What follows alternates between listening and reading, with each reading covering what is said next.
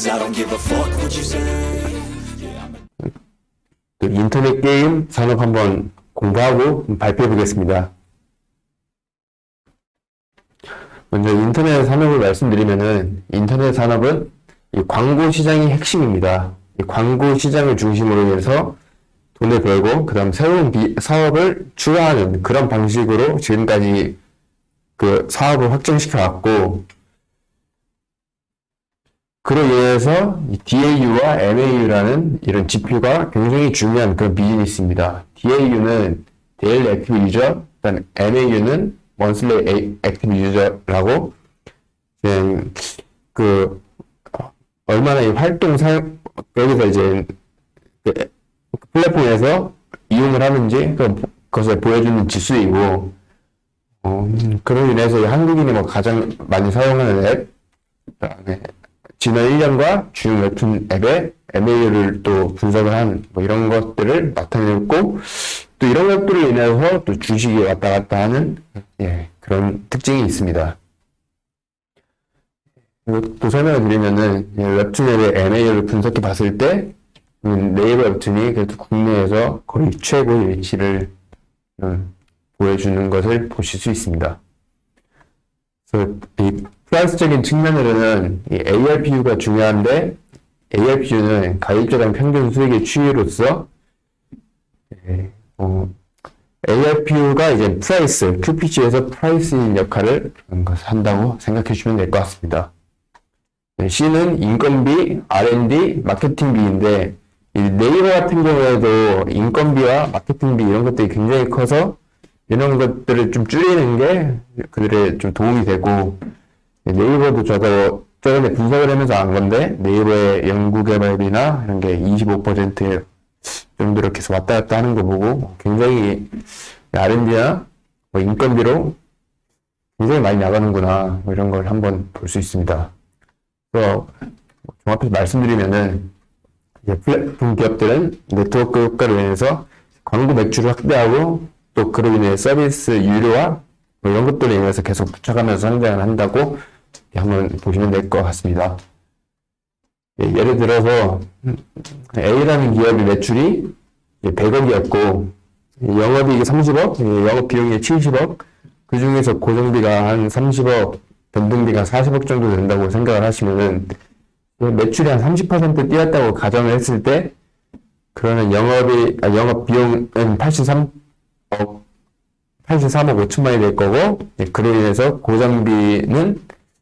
또 한 물가 상승만큼 올라갈 거고, 변동비는 매출 올라간 30%만큼 성장을 한다 했을 때, 그러면 영업이익이 한 46억 5천만 정도가 나오니까, 영업이익 여기 플러스 알파된 한 6% 정도 가지고 이거를 모아서 이제 재투자를 하면서 그렇게 성장을 하는 방식입니다. 네이버를 보시면은 검색 광고를 기준으로 해서 중심으로 해서 쭉 성장을 해왔고, 그래서 사업부를 또 보시면 99년에 이 검색 포털 서비스인 네이버 검색 포털을 통해서 2002년 지식인, 그다음에 뭐 2002년에 네이버 페이, 뭐 클라우드, 블로그, 웹툰, 라인, 밴드 이런 걸 붙여가면서 쭉 성장을 해왔습니다. 카카오 또한 다음을 저번에 카카오가 인수하면서 좀 그렇게 있긴 한데, 어쨌든 2010년에 카카오톡이라는 이 실시간 모바일 채팅 서비스를 출시하면서 선물하기, 카카오톡 내에서의 선물하기, 그다음에 카카오 게임, 굿즈, 패션 뭐 이런 걸 붙여가면서 카카오 또한 그렇게 꾸준히 성장을 해온 특징이 있습니다. 이것이 그 네이버 카카오가 국내 인터넷의 그 대표적인 기업이고, 그냥 네이버와 카카오 하는 그런 비즈니스가 그래도 국내에서 인터넷에서 거의 다 하신다고 보면 그렇게 생각하시면 될 것 같습니다. 2022년 매출 구성의 네이버 카카오를 보시면은 서치 플랫폼과 커머스, 그러니까 서치 플랫폼은 그러니까 보시는 그 네이버 검색 관련해서 그런 광고를 말하는 거고, 이제 커머스는 아시다시피 이제 네이버에서 네이버 쇼핑이나 뭐 그런 거 연결되는 그런 건데, 이 두 개의 광고 매출 비중이 거의 지금 65% 정도고, 카카오는 톡비즈, 포털비즈, 이런 걸 포함하면은 한 33%, 35% 정도 나오고 있습니다. 그러니까 광고와 커머스니까 캐시카우이고, 네이버 광고 커머스 비중이 65%인데, 여기 네이버를 같이 보시면은 핀테크가 15%되니까, 핀테크는 커머스와 좀 같이 가는 그런 사업이라고 보시면 돼서, 그것까지 포함하면 80% 정도가 이제 네이버의 그런 매출을 비중을 차지하고 있고, 카카오는 조금 한 33% 정도로 이제 네이버보다는 좀 낮은 비중을 좀 보여줄 수 있습니다. 예, 그 검색 광고 2022년 4분기에 검색 광고 상품별 유입별 비중인데 이 구글이 옛날에 비해서 지금 거의 33% 가까이 올라와서 국내에서 네이버 다음으로 2위의 그런 검색 광고 순위를 보여주고 있고 보시면은 이제 PC보다는 모바일 관련 매출들이 그런 특성이 있는 걸 보여줄 수 있습니다.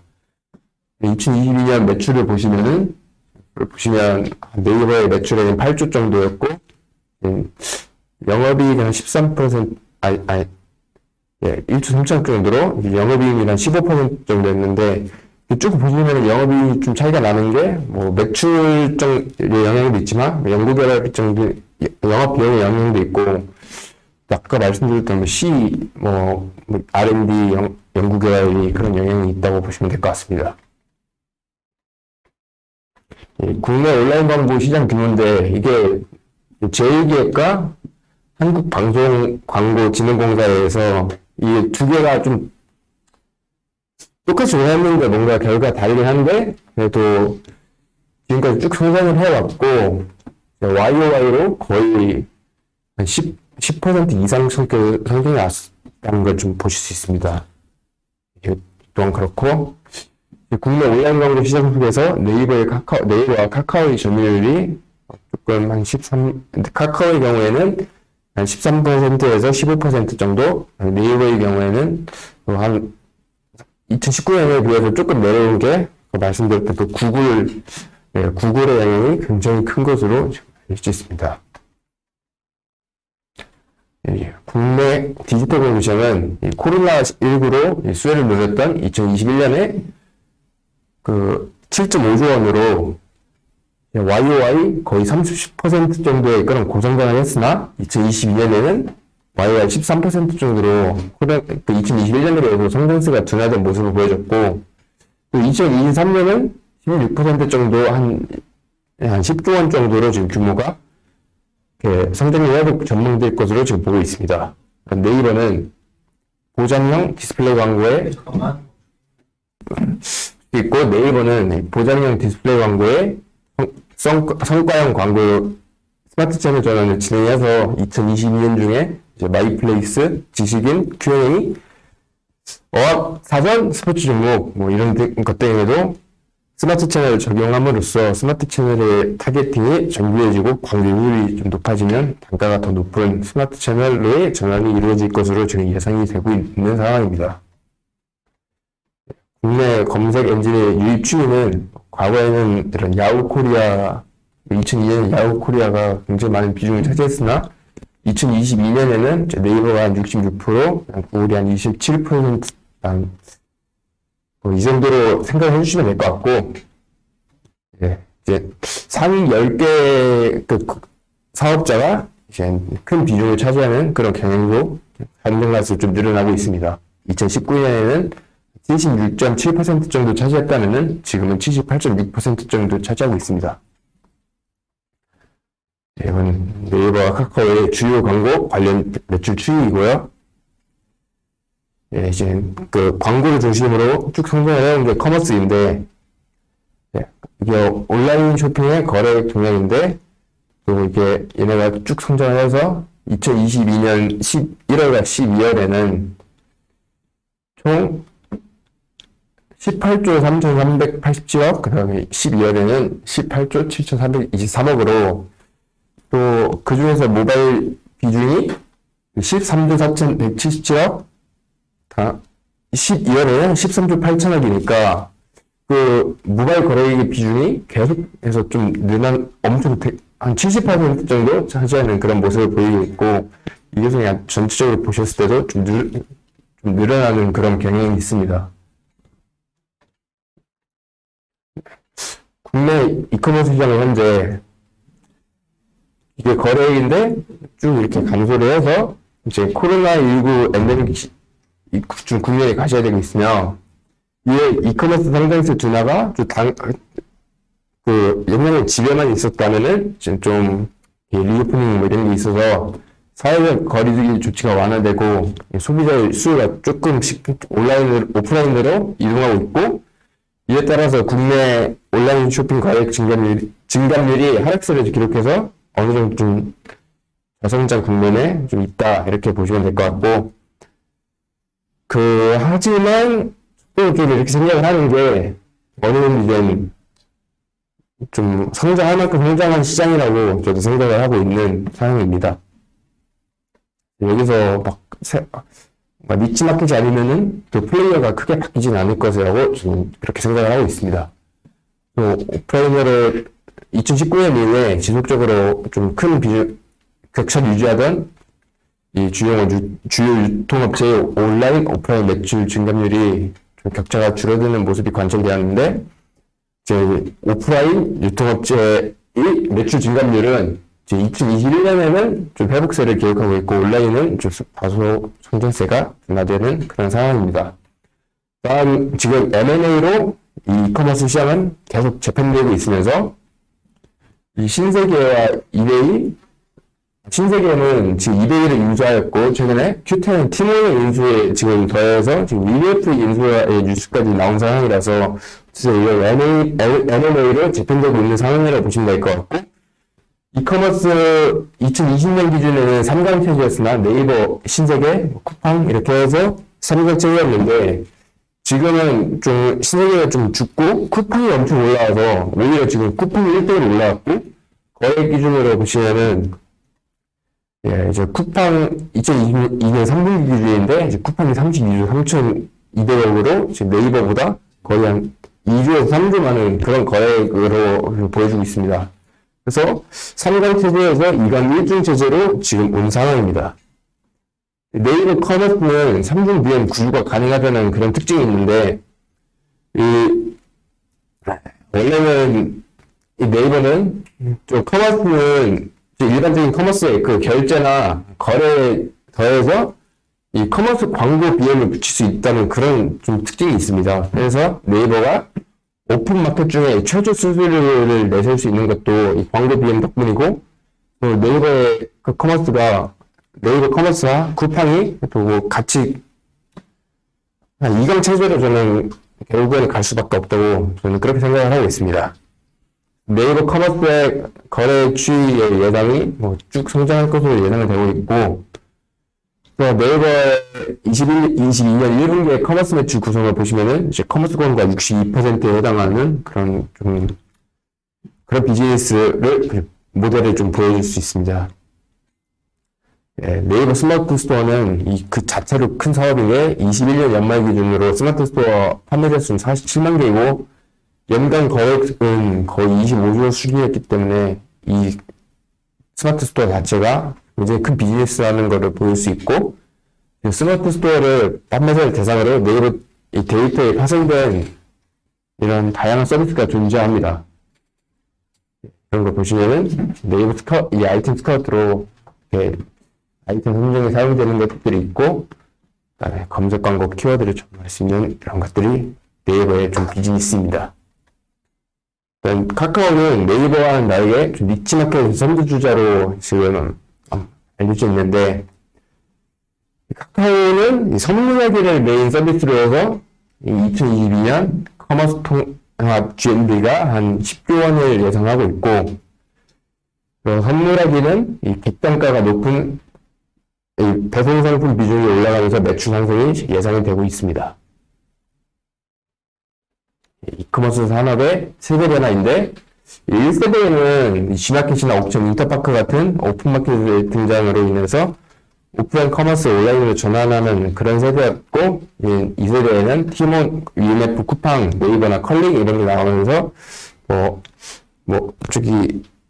당일 배송 이런 것들이 이제 나오면서 배송의 편의성을 앞세운 소셜 커머스가 등장을 하였고, 그다음에 3세대에는 사용자 경험 확장을 통한 소비자 락인 전략을 통해서 개인별 큐레이션 서비스를 제공할 것으로 지금 그런 3세대 변화를 지금 나타낼 것으로 예상이 되고 있습니다. 네이버와 쿠팡의 MAU 추이인데 네이버와 쿠팡 간 경쟁의 향방은 판매자 유입 속도에 달려있다고 지금 생각을 하고 있으며 거래 플랫폼 양식 시장 중 소비자 측면의 성장은 양사 모두 하향 안정화되어 있습니다. 지금 이커머스 넘어서 핀테크를 설명드리면은 이 카카오페이와 네이버페이 이용 금액 현황입니다. 얘는 네이버페이는 48조 8천억 정도의 그런 이용 현황이 있고 카카오페이는 네이버보다 좀 크게 좀 퍼블릭 이유가 카카오페이는 이 송금까지 포함한 금액으로 지금 118조 원 정도 보여주고 있습니다. 어쨌든 이 핀테크 시장에 좀 꾹쭉 성장을 하는 그런 모습을 보여주고 있고 이 네이버 페이와 카카오페이의 거래 대금만 보여드리면은 네이버 페이가 쇼핑이 있다 보니까 이렇게 쭉 성장을 하는 모습 페이코가 은근히 조금씩 성장하는 이런 비중을 보일 수 있습니다. 간편 결제 서비스 편리성 증대와 더불어서 이 페이를 통한 이 비즈니스 모델 확장을 통해 수익성이 개선되었고 2023년에 거래대금은 네이버페이 경우에는 56조 원, 카카오페이는 41조 원, 이 정도 전망이 되고 있습니다. 또한 네이버는 이 네이버 쇼핑 판매자 대상으로 스마트 스토어 대출 서비스를 시작하였고 모든 소상공인 대상으로 중개사업자 대출 비교 서비스를 시작하였기 때문에 순거래액과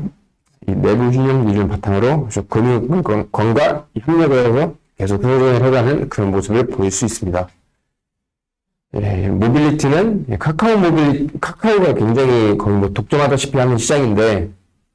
카카오 모빌리티는 2021년에 매출액 5,465억으로 YY 한 95% 정도 성장했고 영업이익은 126억으로 흑자 전환에 이어서 2022년에 매출액이 8,858억으로 쭉 2023년에는 한 1조 원이 넘는 그런 것으로 이제 고장 장세를 이어갈 예정입니다. 또한 23년에는 택시비 인상률의 그런 효과로 인해서 그렇게 크게 어려워 보이는 그런 수치는 아니라고 저는 생각하고 있습니다. 네이버 카카오는 사업 확장을 위해서는 결론적으로 기존 유저들의 검색 광고 노출들을 확대하거나 검색 광고의 단가를 높이는 등 방안이 제한적이기 때문에 지금 가장 주목받는 신성장 동력은 컨텐츠입니다. 그래서 얘는 네이버 카카오도 좀 국내는 거의 다 조금 독점을 했고, 좀 어쨌든 둘이 좀 잘하고, 워낙 잘하고 있고, 그래서 뭔가 계속 성장을 위해서는 해외를 나가야 된다고 판단을 해서 웹툰을 통해서 좀 해외를 나가려고 하고 있습니다. 해외 매출 비중을 통해서는, 위해서는 기존 플랫폼이 아닌 새로운 동력이 필요한데, 얘는 이제 웹툰을 필두로 컨텐츠 성장에 좀 초점을 두고 있다. 같고, 이 글로벌 컨텐츠 시장의 규모는 이 연평균 성장률이 한 3% 정도인 반면에 글로벌 만화 시장의 그 성장률은 연평균 한 11% 정도로 유지가 예상이 되어서 또 글로벌 컨텐츠보다도 더 그런 높은 성장률을 보여줄 것으로 예상되고 있습니다. 이 컨텐츠 사업은 원소스 멀티 유즈가라고 OSM가 큰 특징인데 이 이태원 클래스 같은 경우에도 이 다음 웹툰이었던 이태원 클래스를 드라마로 이렇게 만들고 또 지금 최근에 좀 성공했던 중에 지금 우리 학교는 이런 것도 다 웹툰이나 웹소설 이런 것들을 통해서 지금 좀 드라마나 이런 게 연결이 되는 그런 추세라서 굉장히 큰 성장성이 있는 산업입니다. 그래서 글로벌 웹툰 시장 성장세가 여전히 강하고 일본은 만화 시장의 웹툰 팀 자체가 아직 많은 상황이기 때문에 또 상황이고 지금 이북에 익숙한 미국과 유럽 또한 이제 막 시장이 열리는 단계이기 때문에 콘텐츠 산업이 이제 네이버나 카카오의 그런 성장을 좀 이끌어갈 수 있을 것으로 예상이 되고 있습니다. 일본의 경우에 온라인 만화 시장 규모는 4,126억 엔으로 전년 대비 한 20.8% 성장하였고, 온 오프라인 만화 합산 시장 규모가 6,744엔으로 전년 대비 한 10.2% 정도 성장을 하였습니다. 일본 내 피코마의 점유율 추이인데, 거의 뭐 네이버의 라인 망가와 피코마가 한 29% 정도를 지금 차지하고 있다고 알려져 있어서, 이게 일본에서 지금 잘하고 있는 그런 작가들을 어떻게 지금 데려올 것인가 한번 생각을 해보시면은, 한국 인터넷 기업들은 작가들에게 굉장히 우호적인 수익 배분 구조를 구축함으로써 일본의 좀 좋은 작가들을 데리고 올 수 있을 것으로 지금 생각이 되고 있습니다. 일본의 경우에는 플랫폼이 9를 가져가고 작가가 1을 가져간다면, 한국은 플랫폼이 3을 가져가고 작가가 7을 가져가는 그런 시스템이기 때문에, 이로 인해서 좀 크게 좀 좋은 작가들을 좀 데려올 것으로 생각이 되고 있습니다. 네이버의 국가별 웹툰 주요 지표인데 보시면은, 한국도 그렇고 ARPU 자체도 한국은 9,000원 정도인 반면에 뭐 미국이나 일본 뭐 이런 글로벌 시장은 훨씬 더 좀 더 높아서 굉장히 엄청나게 좀 성장을 보여줄 수 있는 그런 산업이지 않나 생각을 하고 있습니다. 이 플랫폼의 웹툰 플랫폼의 그 수익 비중 구조인데, 플랫폼을 기준으로 작가가 컨텐츠 제공을 하고 부가 수익을 배분하면은 플랫폼은 원고료와 좀 지원을 하고, 해외 플랫폼에 또 컨텐츠 제공을 하면 컨텐츠 이익을 받고 이런 시스템으로 지금 구성이 되어 있습니다. 또한 앞으로 지금 인건비 감소가 굉장히 좀 큰 비중을 차지했던 인건비가 이제 감소를 할 것으로 전망이 되는 상황이라서, 또 영업이익도 좀 올라올 수 있지 않을까 이렇게 생각을 하고 있습니다. 카카오가 최근에 면접을 앞두고 채용을 취소한 그런 사례도 있고, 네이버나 카카오나 이렇게 인건비를 좀 통제하는 그런 경향이 있습니다. 이건 지금 위에서 말씀드린 내용인데, 3세대 쪽을 보시면 다 네이버가 하는 거라서 그냥 네이버 이 자체가 완전 국내 인터넷 산업의 한 90% 이상 이렇게 보시면 될 것 같고, 그래서 플랫폼 장악력을 기반으로 창출한 광고 수익을 차세대 성장 엔진 육성에 지속적으로 투입을 하면서 컨텐츠와 커머스를 통해서 쭉 성장을 하는 그런 게 추세라고 보시면 될 것 같습니다. 가장 좀 최근에 좀 이슈였던 이 챗 GPT에 대해서도 좀 대응을 하는 게 중요하다고 생각을 했는데, 또 제가 알기로는 구글이 국내에서 좀 점유율이 떨어지는 이유가 한국어에 좀 더 강한 기업이 네이버였기 때문에 아직도 큰 점유율을 차지하는 것으로 그렇게 저는 생각을 하고 있어서, 그런 한국어라는 그런 쟁점이 있으면은 또 네이버도 챗 GPT보다 한국어로 6,500배 잘하는 초대기업의 AI 출시하겠다고 이렇게 말하고, 카카오도 코어 GPT 이런 거를 출시한다고 보면은 어쨌든 챗 GPT에 대응을 잘 할 수 있지 않을까라고 생각을 하고 있습니다. 카카오는 SM 인수한다 그러고 좀 돈을 어쨌든 컨텐츠 쪽으로 열심히 한번 써보려는 것 같습니다. 이제 인터넷 산업은 끝났고, 이제 게임 산업을 말씀드리면은, 국내 게임 시장은 2007년 이후에 지속적인 큰 성장세를 보여주면서 2021년에는 한 20조 9천억 정도를 집계가 되었고,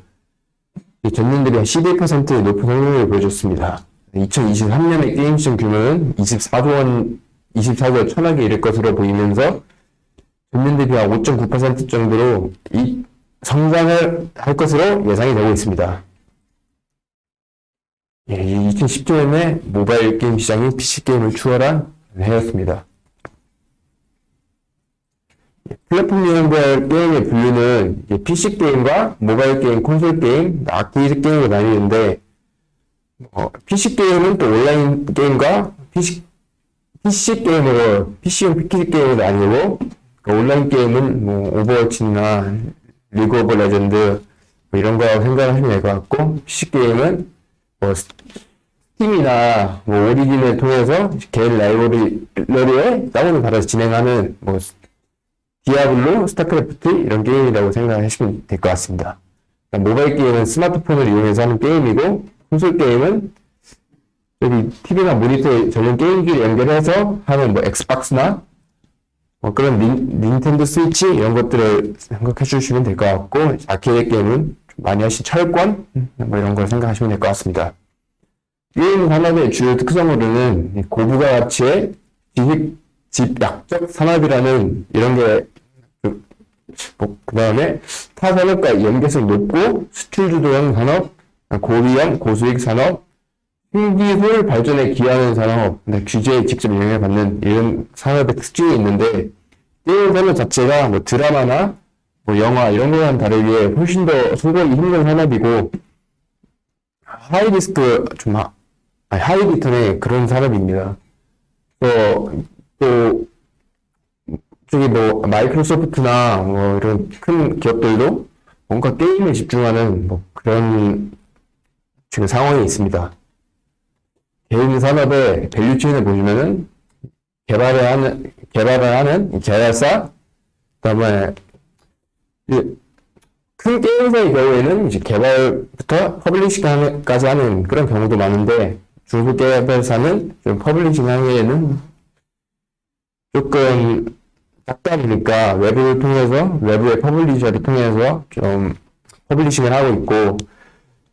모바일 게임은 이제 피처폰 시절에는 좀 이동통신사가 플랫폼을 제공했으나 스마트폰이 좀 등장을 하면서 애플의 앱스토어나 구글의 구글 플레이가 좀 주요 플랫폼으로 지금 자리를 잡았고, 수수료도 한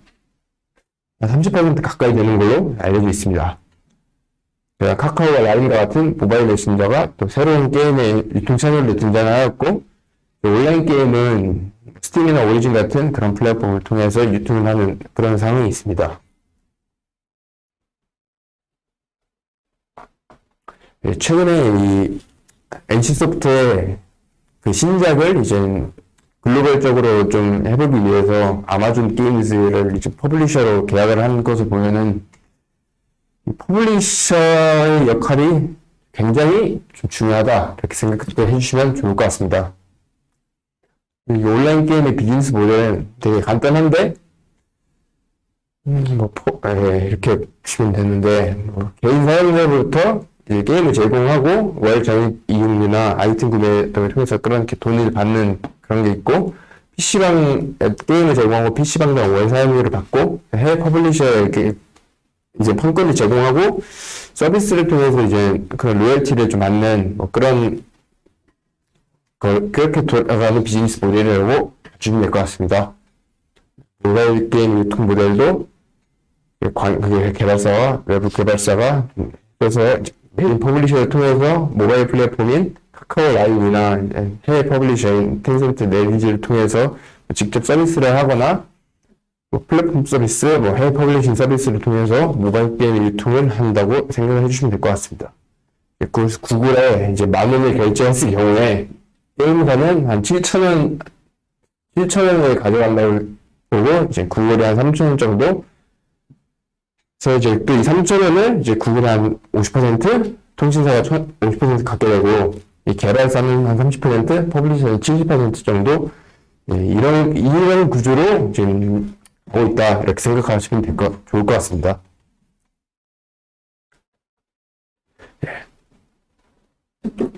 그래서 국내 모바일 시장은 2021년에 12조 1,483억으로 전년대비 12% 성장을 보였고, 전체 게임 시장에서 모바일 게임 시장은 58% 정도 비중을 차지하고 있고, 국내 모바일 게임 시장 성장세는 2022년 초부터 좀 주춤하기 시작해서 2022년에는 중반 이후에는 정체를 하는 어느 정도 성장이 이제 끝나가는 그런 산업이라고 보시면 될 것 같습니다. 2023년에 예상 게임 라인업인데, 네오리즈의 P 거짓이나, 이렇게 NC소프트의 TR이나, 이런 것들이, 그쪽 글로벌, 얘네도 이제, 글로벌, 기존의 MMORPG나 뭐 이런 것들을 통해 성장해왔다면, 지금은 이제, 좀 해외로 성장을 하기 위해서, 네, 뭔가, 콘솔 게임 쪽으로 계속 성장을 하려고 하고 있습니다. 이제 국내 모바일 게임 시장의 탑5 대부분을 구성하는 MMORPG 장르는 이제 허니발리제이션에 좀 크게 노출이 되어서 과거보다 높은 매출을 기대하기는 어려운 상황이고, 예, 한국 시장의 성장세 또한 둔화되었기 때문에 좀 글로벌에서 좀 예, 활로를 차지할 것으로 제 생각이 되고 있습니다. 잠시만요. 이거 안 넘어가는데? 이게 안 넘어가는데? 이 국내 콘솔 게임의 그런 점유율은 6.4%고 대부분의 PC나 모바일에서 나오고 있는 반면에 미국이나 뭐 유럽 같은 경우에는 콘솔 게임의 그런 점유율이 굉장히 커서 글로벌로도 쭉 성장을 할 줄 원하고 뭔가 국내에서도 콘솔 게임이 굉장히 좀 주목을 받고 있는 상황이라서 글로벌에서 활로를 찾기 위해서는 콘솔 게임에 좀 더 집중을 좀 해야 되는 그런 그런 기업의 멀티플을 좀 더 높게 줄 수 있지 않을까, 이렇게 한번 생각을 해봤습니다. 네, 감사합니다.